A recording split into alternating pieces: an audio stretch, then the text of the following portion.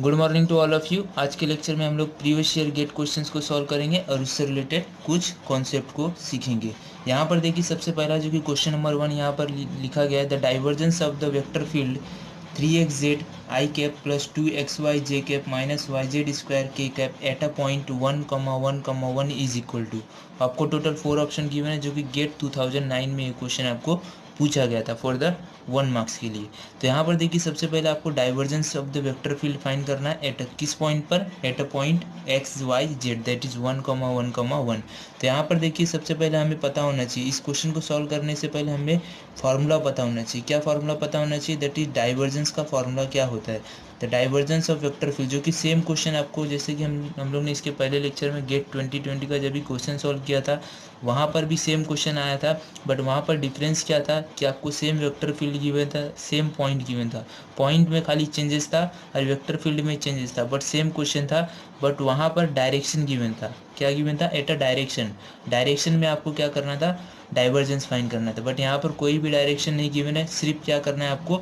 Divergence of vector field, इस vector field का divergence find करना है एट अ पॉइंट 1,1,1। तो इसके लिए डाइवर्जेंस क्या होता है? डाइवर्जेंस ऑफ वेक्टर फील्ड, इसका फॉर्मूला हमें पता है, जैसे क्या होता है? Del dot F. डेल क्या होता है आपका? जो कि डेल का वैल्यू हमें पता है, डेल क्या होता है यहाँ पर? डेल ऑपरेटर क्या होता है? That is i del by del x plus j del by del y plus k del by del del z. ये क्या होता है आपका? डेल ऑपरेटर होता है। एंड एफ क्या होता है? एफ क्या होता है आपका? ये वेक्टर फील्ड, जो भी आपको क्वेश्चन में वेक्टर फील्ड गिवन रहेगा वो आपका होगा एफ का वैल्यू। अब ना हमें क्या करना है? डाइवर्जेंस फाइंड करना है एट अ पॉइंट 1,1,1। तो सबसे पहले हम लोग क्या करेंगे, जो डेल गिवन है उससे हम लोग क्या करेंगे, इसमें मल्टीप्लीकेशन करेंगे। तो यहाँ पर तो सबसे पहले क्या हो जाएगा? डाइवर्जेंस, दैट इज हम लोग इसे डोनेट करते हैं डी के द्वारा। तो डी क्या हो जाएगा आपका? डेल क्या गिवन है आपको? आई डेल बाय डेल एक्स, ये आपको याद रखना है, जो कि फॉर्मूला होता है j del by del y plus k times del by del z, right है। ये क्या हो गया आपका? आई आई हो, ये हो गया आपका डेल ऑपरेटर। एंड एफ क्या है? एफ आपको ये जो वेक्टर फील्ड गिवन है इसका वैल्यू क्या होता है? एफ होता है। तो ये हो गया आपका 3xz आई प्लस क्या है आपका 2xyj माइनस क्या है आपका yz स्क्वायर के। तो जो भी आपका यूनिट वेक्टर है तो आप यहाँ पर कैप लगा सकते हो, बार या तो कैप बोलिए, ठीक है। नाउ ये क्या हो गया आपका? Del into f. अब ना हमें क्या करना है, इसको इन दोनों को मल्टीप्लिकेशन करना है। तो सेम मल्टीप्लिकेशन हम लोग करेंगे और इसका पार्शियल डेरिवेटिव करेंगे। तो मल्टीप्लिकेशन एंड पार्शियल डेरिवेटिव हम लोग क्या करेंगे यहाँ पर साथ साथ करेंगे। तो यहाँ पर सबसे पहले देखिए क्या हो जाएगा, del by del x with respect to 3xz। तो यहाँ पर अगर आप एक्स के रिस्पेक्ट में पार्शियल डेरिवेटिव करोगे तो क्या मिलेगा यहाँ से? 3z, राइट है। यहाँ पर क्या होगा? यहाँ से 3z, यहाँ पर फिर यहाँ पर क्या हो जाएगा आपका? 3z प्लस प्लस क्या हो जाएगा? J into del by del y plus 2xy with respect to j. तो हम लोग को पता है जब भी हम लोग डॉट प्रोडक्ट यूज करते हैं तो जे जे आपका कैंसिल हो जाता है और इसका partial derivative with respect to y क्या हो जाएगा? दैट इज 2x, राइट है। यहाँ पर नाउ सिमिलरली यहाँ पर क्या करेंगे? Del by del z partial derivative with respect to z, यहाँ से क्या मिलेगा आपको? y इंटू जेड स्क्वायर का पार्शियल डेरिवेटिव क्या हो जाएगा? 2z इंटू क्या कॉन्स्टेंट आपका y, राइट है। यहाँ पर हम लोग ने इसे क्या किया? मल्टीप्लीकेशन कर लिया। ये क्या मिल गया हमें? डाइवर्जेंस, ये हमें मिल गया डाइवर्जेंस। बट हमें फाइंड क्या करना है? एट अ पॉइंट 1,1,1, इस पॉइंट में हमें डाइवर्जेंस फाइंड करना है। तो हम लोग क्या करेंगे, कैसे फाइंड करेंगे इस पॉइंट में? तो सिंपली जो भी x y एंड z का वैल्यू रहेगा उस जगह पे हम लोग क्या करेंगे? x की जगह पे 1, y की जगह पे 1 एंड z की जगह पे 1 वैल्यू सब्स्टिट्यूट करेंगे। तो यहाँ से क्या होगा देखिएगा, 3 इंटू जेड, जेड का वैल्यू कितना गिवन है? 1 गिवन है तो 1 हो जाएगा, प्लस क्या हो जाएगा? 2 इंटू एक्स, एक्स की वैल्यू कितना गिवन है आपको? 1। Similarly minus times 2 into Z is same 1 into 1। तो यहाँ से देखोगे तो क्या मिलेगा? 3 प्लस 2 माइनस क्या हो जाएगा? 2, यहाँ से 3 प्लस 2 5, 5 माइनस 2 कितना हो जाएगा आपका? 3। तो this is your final answer, जो कि सेम आपको क्वेश्चन गेट 2009 में बहुत ही सिंपल सा क्वेश्चन पूछा था। आपको मोस्टली गेट में इसी तरह से क्वेश्चन पूछा जाता है कॉन्सेप्ट वाइज, जो कि आपको ये डाइवर्जेंस के लिए ये आपको फार्मूला, जो कि इंपॉर्टेंट फार्मूला है, आपको ये याद होना चाहिए। ये याद रहेगा तो आप लोग इजीली आप लोग इस क्वेश्चन को सॉल्व कर लोगे, जो कि सेम क्वेश्चन आपको गेट 2009 फॉर द 1 मार्क्स के लिए पूछा था। ना हम लोग सॉल्व करते हैं question number 2। Now see question number 2, question number 2 में क्या गिवन है यहाँ पर देखिए, फॉर अ मैट्रिक्स एम कोई आपका मैट्रिक्स है that is 3/5 4/5 x and 3/5 the transpose of the matrix is equal to the inverse of the matrix then x is equal to what. यहाँ पर सबसे पहले हम लोग क्या करेंगे, क्वेश्चन को समझेंगे।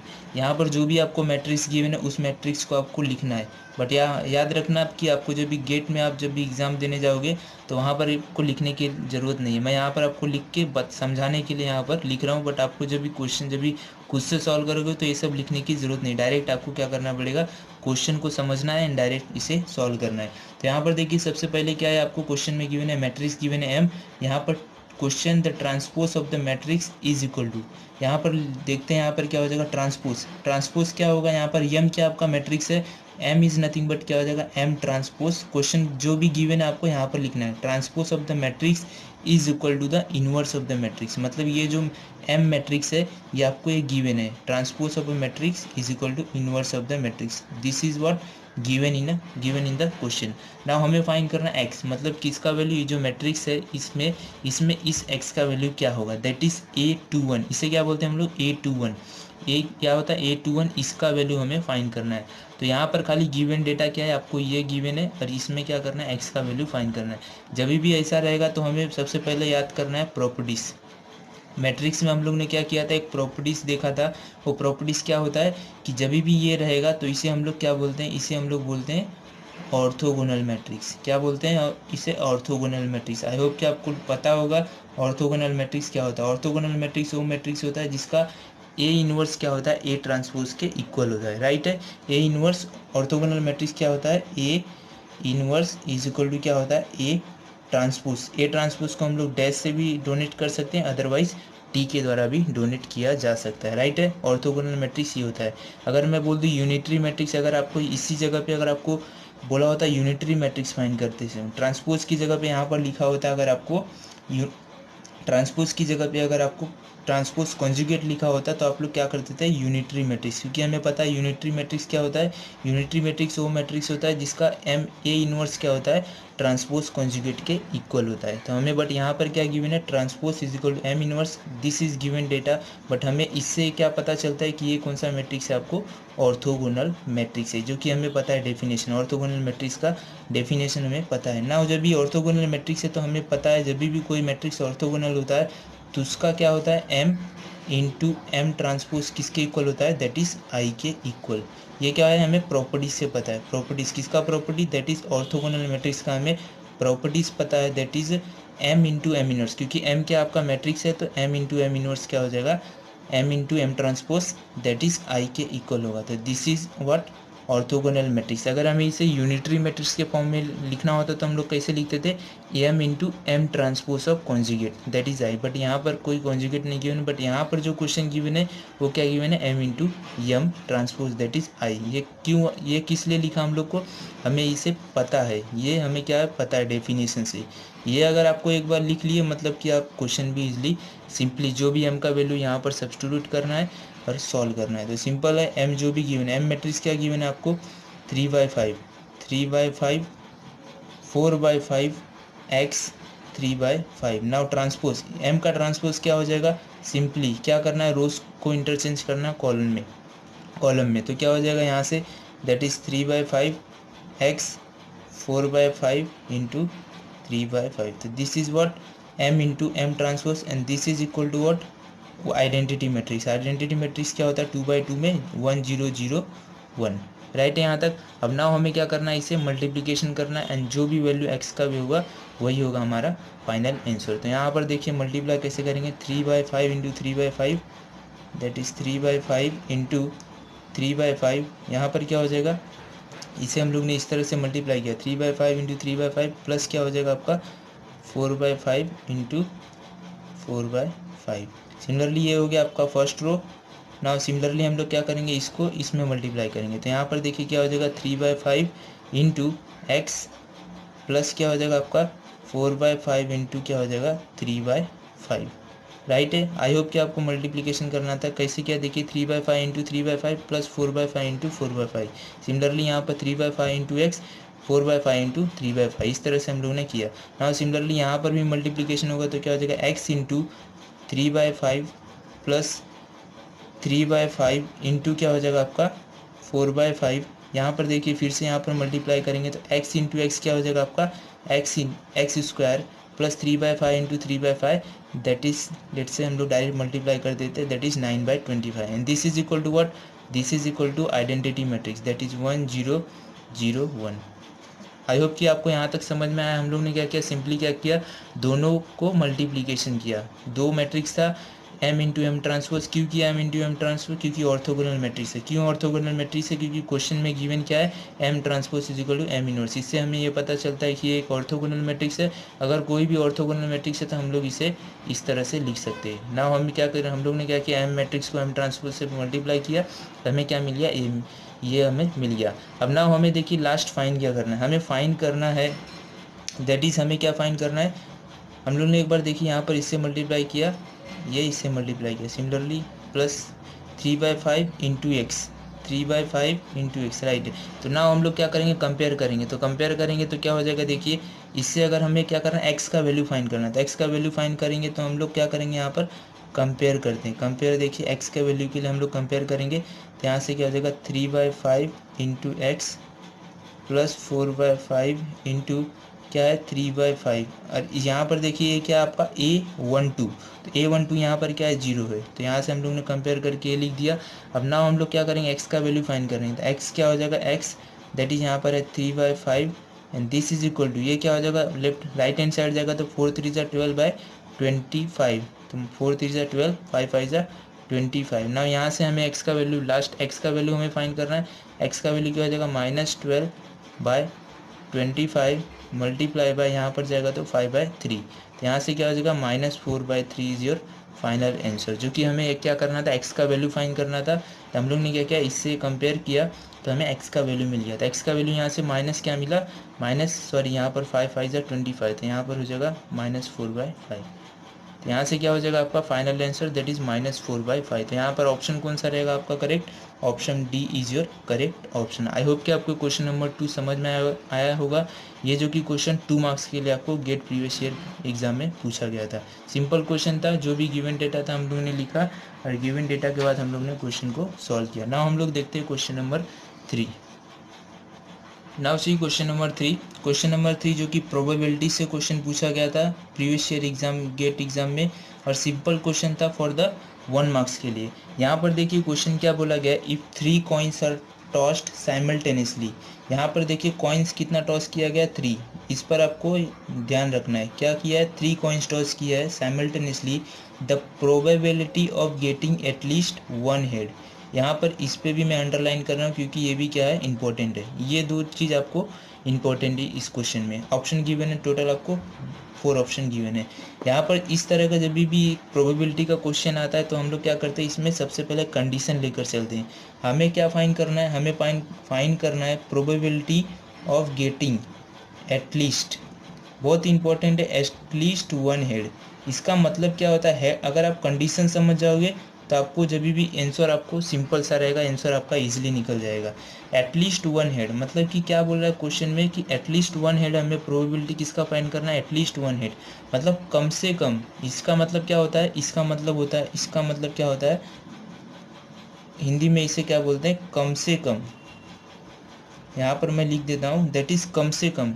एटलीस्ट मतलब क्या होता है, कम से कम क्या होना चाहिए, 1 हेड होना चाहिए, कम से कम 1 हेड होना चाहिए। बट उससे ज़्यादा रहेगा तो चलेगा, बट उससे कम नहीं होना चाहिए। इसका मतलब ये होता है, यहाँ पर लिख देता हूँ, आई होप कि आपको हिंदी समझ में आता होगा। उससे ज़्यादा होगा तो ओके, बट उससे कम नहीं होना चाहिए, कम नहीं होना चाहिए। बहुत ही सिंपल सा कॉन्सेप्ट है, इसे अगर आप समझ गए मतलब आगे आप इजीली सॉल्व कर लोगे। क्या बोल रहा है यहाँ पर देखिए, प्रोबेबिलिटी ऑफ एटलीस्ट 1, उससे ज़्यादा होगा हेड तो चलेगा, 1 से ज़्यादा होगा हेड तो चलेगा, बट आपको उससे कम क्या होना चाहिए, हेड नहीं होना चाहिए, राइट है यहाँ पर। अब नाउ हम लोग इसे सॉल्व करते हैं। यहाँ पर देखिए हमें फाइंड करना ये 3 कॉइन्स अगर आप टॉस कर रहे, 3 कॉइन्स अगर टॉस करोगे तो आपको कंडीशन कितना मिलेगा, दैट इज 3 कॉइन्स को अगर टॉस करोगे तो हम लोग इसे किस तरह से लिखेंगे, head head head, tail tail tail tail. ये हम लोग क्या कर रहे हैं, कंडीशन बना रहे हैं, हेड हेड हेड। अगर आप 3 टाइम्स अगर टॉस करोगे कॉइन्स को तो आपको टोटल कितना कंडीशन मिलेगा, दैट इज आपको कितना सैंपल स्पेस मिलेगा। तो कितना मिलेगा आपको टोटल, कितना मिलेगा, 8 मिलेगा। वो कैसे मिलेगा, देखिए आपको या तो 4 बार हेड होगा, 4 बार टेल होगा पहली बार। दूसरी बार क्या होगा, आपको हेड हेड 2 टाइम्स हेड होगा, 2 टाइम्स टेल होगा, फिर 2 टाइम्स हेड होगा, 2 टाइम्स होगा टेल। सिमिलरली थर्ड में क्या हो सकता है, आपका हेड हो सकता है, टेल हो सकता है। सिमिलरली हेड होगा या तो टेल, या तो हेड या तो टेल, और head otherwise this is tail. तो यहाँ से आपको टोटल कितना मिलेगा, अगर आप 3 कॉइन्स टॉस करोगे तो टोटल आपको जो नंबर ऑफ स्पेस मिलेगा, that is number of space कितना मिलेगा, दैट इज यहाँ पर टोटल क्या हो जाएगा, आपका टोटल हो जाएगा 8। कितना देखिए 1 2 3 4 5 6 7 एंड 8। नाउ टोटल कितना हो गया आपका, एन ऑफ एस कितना हो गया, 8 हो गया। इसे हम लोग क्या बोलते हैं, इसे हम लोग बोलते हैं टोटल। इसे हम लोग क्या बोलते हैं, टोटल। जितना भी आपको टोटल मिला that is N of S is equal to 8। Now हमें क्या करना है, एटलीस्ट 1 हेड। हम लोग ने यहाँ पर लिखा है हिंदी में, उससे ज़्यादा होगा तो चलेगा। किससे ज़्यादा, मतलब एक हेड से ज़्यादा रहेगा तो आपका चलेगा, बट उससे क्या हो, कम नहीं होना चाहिए। तो हम लोग क्या करेंगे, यहाँ पर देखिए अभी ना हमें रिक्वायर्ड वैल्यू क्या है, रिक्वायर्ड वैल्यू हमें क्या हो जाएगा, यहाँ से रिक्वायर्ड वैल्यू कितना मिल जाएगा, रिक्वायर्ड वैल्यू, रिक्वायर्ड ये क्या हो गया आपका टोटल। टोटल कितना है इस सैंपल स्पेस, दैट इज 8। यहाँ से देखिए 1 2 3 4 5 6 7 8। कब, जब भी 3 कॉइन्स टॉस होगा तो हमें सैंपल स्पेस मिलेगा 8, जो कि 8 टोटल होता है। एंड रिक्वायर्ड क्या है, हमें रिक्वायर्ड हमें फाइंड क्या करना है, एटलीस्ट 1 हेड। एटलीस्ट 1 हेड का मतलब होगा कम से कम एक हेड होना ही चाहिए। तो कम से कम हेड देखिए यहाँ पर 3 हेड है, मतलब ओके है। यहाँ पर 2 हेड है, दैट इज ऑल्सो ओके।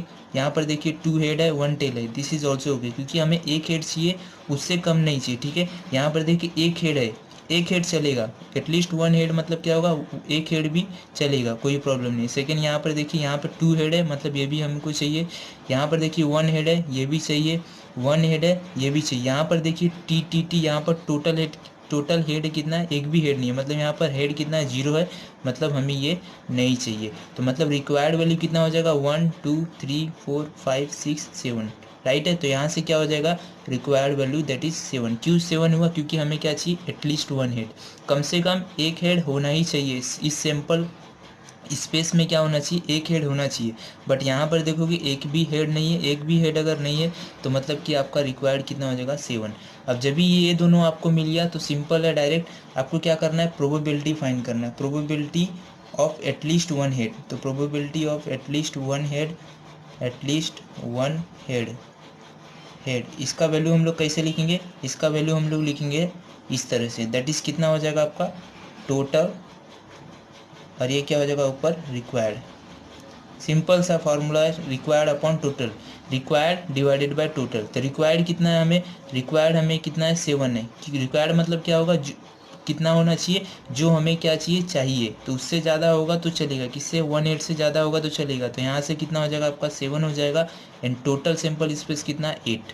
तो यहाँ से आई होप कि आपको ये समझ में आया होगा, this is your final answer. I hope कि आपको ये क्वेश्चन नंबर 3 जो कि प्रोबेबिलिटी में बहुत ही इंपॉर्टेंट क्वेश्चन कॉन्सेप्ट था, आपको कॉन्सेप्ट अगर आप समझ गए तो आप सब कुछ समझ जाओगे। तो दिस इज़ योर फार्मूला, ये आपको याद रखना है, that is required upon total. Required कितना है आपका, रिक्वायर्ड 7 है, टोटल कितना है 8, 7/8 इज योर करेक्ट ऑप्शन। तो देखेंगे यहाँ पर ऑप्शन कौन सा करेक्ट रहेगा, that is D is your correct option, जो कि सेम 1 मार्क्स के लिए क्वेश्चन प्रीवियस ईयर एग्जाम में पूछा गया था, राइट है। आई होप कि आपको क्वेश्चन समझ में आया होगा। नाउ हम लोग सॉल्व करते हैं क्वेश्चन नंबर 4।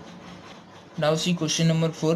क्वेश्चन नंबर 4 में गिवन क्या है, the solution of x dy/dx plus y is equal to क्या गिवन है, x⁴ with the condition 1 into Y.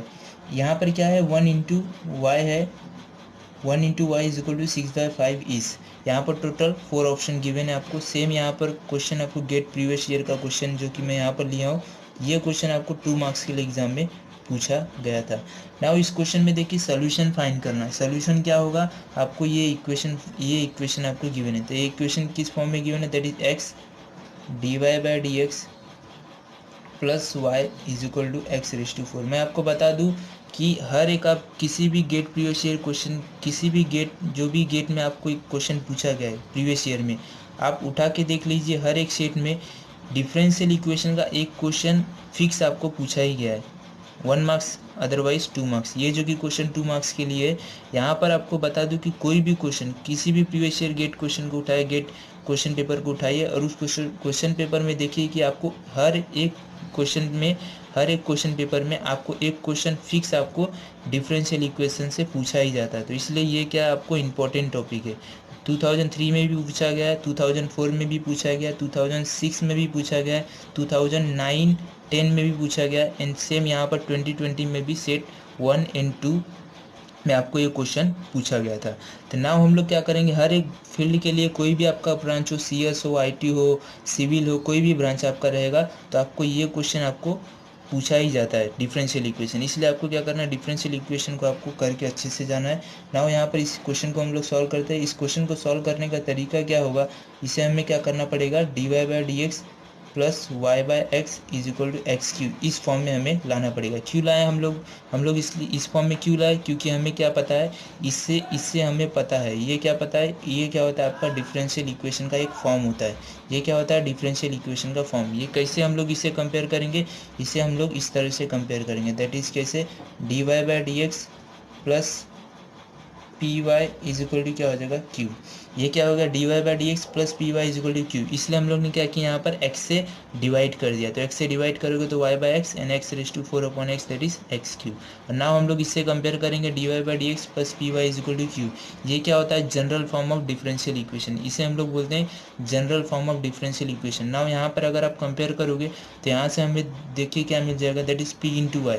तो p का वैल्यू क्या हो जाएगा, दैट इज 1/x। यहाँ से देखोगे q का value, q is nothing but क्या हो जाएगा, x3। राइट हैंड साइड में क्या है, q का वैल्यू x3। नाउ हमें क्या मिल गया, यहाँ से p का वैल्यू मिल गया, q का वैल्यू मिल गया। नाउ हमें फाइंड क्या करना है, हमें फाइंड करना solution of the differential equation. तो सॉल्यूशन ऑफ डिफरेंशियल इक्वेशन क्या होता है, सॉल्यूशन ऑफ डिफरेंशियल इक्वेशन, ये हमें पता है सॉल्यूशन क्या होता है डिफरेंशियल इक्वेशन का, that is y into integrating factor is equal to integration q into क्या होगा आपका इंटीग्रेटिंग फैक्टर। अगर आप इंटीग्रेशन कर रहे हो मतलब कि यहाँ पर एक कांस्टेंट आएगा, दैट इज c। ये क्या होता है आपका फॉर्मूला होता है, ये आपको यहाँ पर स्टार मार्क कर देना, जो कि आपको ये कॉन्सेप्ट है, जो कि इसे आपको याद रखना है। ना हमें क्या है, देखिए यहाँ से आपको क्या करना है, y तो हमें फाइंड करना है, इंटीग्रेटिंग फैक्टर यहाँ पर एक नया टर्म्स है, मतलब इसे हमें फाइंड करना है। q हमें गिवन है, मतलब यहाँ पर सिर्फ हमें इंटीग्रेटिंग फैक्टर का वैल्यू पता होना चाहिए। तो इंटीग्रेटिंग फैक्टर के लिए हमें फॉर्मूला पता है, क्या फॉर्मूला होता है, e⁻∫ of p dx। e⁻∫ क्या होता है, p dx। तो यहाँ से क्या हो जाएगा, e⁻p का वैल्यू कितना है 1/x, तो 1/x इंटू क्या हो जाएगा आपका dx। ना हमें पता है इंटीग्रेशन ऑफ 1/x क्या होता है, log x। तो यहाँ से क्या हो जाएगा log ऑफ x। राइट है यहाँ तक, log x, 1/x का इंटीग्रेशन क्या होता है log x। अब ना हो e⁻log x, इसे हमें क्या करना है, log अगर ये फॉर्म अगर e⁻log होगा तो क्या हो जाएगा, e इंटू लॉग कैंसिल हो जाएगा, तो यहाँ से क्या मिल जाएगा, x मिल जाएगा। राइट है, आई होप कि आपको लॉगरिथमिक प्रॉपर्टीज पता है। e⁻log x इस तरह से कोई भी वैल्यू होता है तो e इंटू लॉग क्या होगा, कैंसिल होगा, तो आपको मिलेगा x वैल्यू। ना यहाँ से क्या होगा, इंटीग्रेटिंग फैक्टर का वैल्यू हमें मिल गया x। ना जो भी इंटीग्रेटिंग फैक्टर मिला हम लोग क्या करेंगे, सोल्यूशन में सब्स्टिट्यूट करेंगे। तो यहाँ से देखिए क्या हो जाएगा, y into x integrating factor क्या x है। नाउ इंटीग्रेशन q का वैल्यू कितना है, x3। तो यहाँ से क्या हो जाएगा, x3 into integrating factor that is x plus c। Now यहाँ से देखिए हमें क्या मिल जाएगा, दैट इज यहाँ से मिल जाएगा that is y into x is equal to integration क्या हो जाएगा, x⁴ प्लस c। नाउ यहाँ से x⁴ का इंटीग्रेशन क्या हो जाएगा, x⁴ का इंटीग्रेशन हो जाएगा x⁵ डिवाइडेड बाई 5। तो यहाँ से हो जाएगा y into X is equal to x⁵ divided by 5 plus c। Now अभी यहाँ पर देखिए हमें ऑप्शन में कोई भी c का टर्म्स नहीं गिवन है, हमें गिवन है y का value in the form of without c। तो c को हमें हटाना है, तो c को हमें हटाना है तो मतलब कि हमें ये कंडीशन देखना पड़ेगा। ये कंडीशन गिवन है मतलब कि y of 1 is equal to क्या गिवन है, c ऑफ 5। मतलब यहाँ से क्या मिल जाएगा, x का वैल्यू क्या हो जाएगा आपका 1 हो जाएगा, एंड y का वैल्यू क्या हो जाएगा 6/5। तो नाउ हम लोग क्या करेंगे, x की जगह पे 1 एंड y की जगह पे 6/5 यहाँ पर सब्सटीट्यूट करेंगे। तो यहाँ पर अगर आप इस तरह से सब्सटीट्यूट करोगे तो आपको मिलेगा क्या, देखिए यहाँ पर क्या है, y का वैल्यू कितना गिवन है 6/5, 6/5 इंटू एक्स का वैल्यू कितना गिवन है 1 गिवन है, x इज नथिंग बट 1/5 से 1 हो जाएगा यहाँ पर, +5 plus c, sorry divided by 5 plus c. तो यहाँ से देखोगे तो c का वैल्यू क्या मिल जाएगा, c is equal to 6/5 minus 1/5 that is 5/5, 5/5 is nothing but 1।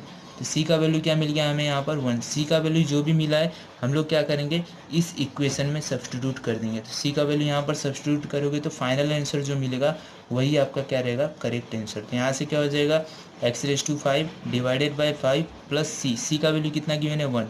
हमें सोल्यूशन फाइंड करना है इन टर्म्स ऑफ y। तो y का वैल्यू यहाँ से क्या हो जाएगा, y is equal to, y का वैल्यू क्या हो जाएगा, देखिए x यहाँ पर डिवाइड हो जाएगा, दैट इज क्या हो जाएगा x⁴ divided by 5 plus 1/x। तो this is your final answer. I hope कि आपको ये पता चला होगा कि कैसे फाइंड कर दें। तो यही क्या होता है आपका solution of differential equation, that is x⁴ divided by 5 plus 1/x। यहाँ से ऑप्शन देखोगे क्या हो जाएगा, दैट इज ऑप्शन क्या गिवन है 1/x प्लस x⁴/5। मतलब सेम है, खाली जस्ट अपोजिट किया गया यहाँ पर। तो यहाँ से ऑप्शन नंबर क्या हो जाएगा आपका, A is your correct option. I hope कि आपको ये क्वेश्चन नंबर 4 समझ में आया होगा। और भी क्वेश्चन ट्राई कीजिएगा सॉल्व करने से रिलेटेड। मैं और नेक्स्ट लेक्चर में और भी क्वेश्चन सॉल्व करूँगा। यहाँ पर वीडियो में लंबा नहीं करूँगा, नेक्स्ट लेक्चर में और भी क्वेश्चन सॉल्व करूँगा। इससे रिलेटेड कुछ भी डाउट होगा तो आप कमेंट करके पूछ सकते हो। यहाँ पर मैं स्टॉप करता हूँ। Thank you for watching the video friends, तब तक के लिए बाय।